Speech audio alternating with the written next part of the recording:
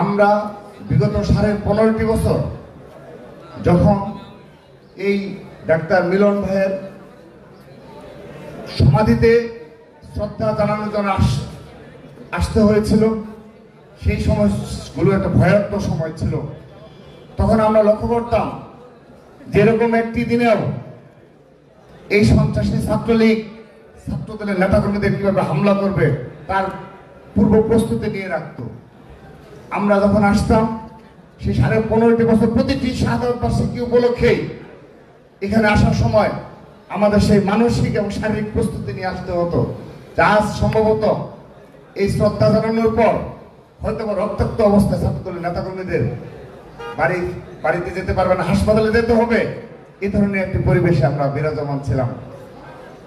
আজকের এই দিনে সত্যিকার অর্থেই জুলাই আগস্ট গণঅভ্যুত্থানে বীর শহীদদের শ্রদ্ধা ভরে স্মরণ করছি, তাদের বিদেহী আত্মার মাগফিরাত কামনা করছি।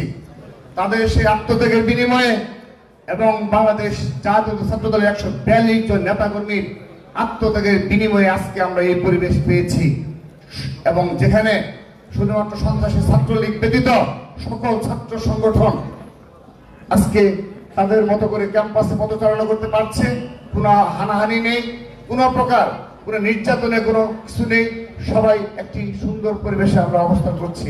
কিন্তু বিগত 15.5 বছরের এই ধরনের হাজার হাজার স্মৃতি রয়েছে ছাত্রদলের নেতাকর্মীদের মানসপটে।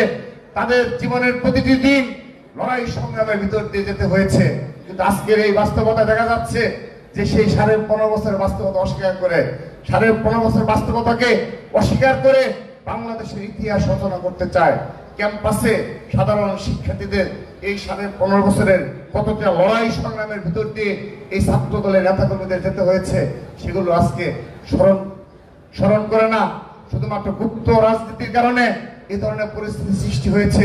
যদি বাংলাদেশে আবারও সে ধরনের কোনো পরিস্থিতি সৃষ্টি হয়, সেদিন এই ডাক্তার মিলন ভাই সহ এই 90-এর গণঅভ্যুত্থানে ছাত্র দলের অকতবর সৈনিকরা যেভাবে নেতৃত্ব দিয়েছে, বুকের তাজা রক্তের বিনিময়ে স্বৈরাচার হটিয়েছে, বিগত 15.5 বছরও যেভাবে ছাত্র দলের নেতাকর্মীরা এই ডাক্তার মিলন ভাই সহ জিহাদ ভাই সহ সকলের এই জীবন উৎসর্গ করে গিয়েছে, তাদের সেই স্মৃতির প্রতি ছাত্রদল সবসময় শ্রদ্ধা জানায়। আগামীতেও যদি এই ধরনের কোনো পরিস্থিতি সৃষ্টি হয়, সেই পরিস্থিতিতেও এই ছাত্র দলের নেতাকর্মীরাই বুক চিতিয়ে লড়াই করবে, এবং বাংলাদেশে আর কখনো ফ্যাসিস্টের জায়গা হবে না, এই বাংলাদেশে আর কখনো স্বৈরাচারের জন্ম হবে না। আমরাই তা প্রতিরোধ করবো ইনশাআল্লাহ। সেই সাথে একটি নতুন বাংলাদেশ বিনির্মাণে বিএনপির ভারপ্রাপ্ত চেয়ারম্যান এবং ছাত্র দলের সাংগঠনিক অভিভাবক জনাব তারেক রহমান 31 দফার আলোকে এই শিক্ষা, এই স্বাস্থ্য এবং অপরাপর যে খাতগুলো রয়েছে, সেখানে তার যে যুগান্তকারী চিন্তা ভাবনা রয়েছে, তা বাস্তবায়নে, সেই সফল বাস্তবায়নে আমরা বাংলাদেশ জাতীয় ছাত্রদল অগ্রভাগে নেতৃত্ব দেব ইনশাআল্লাহ।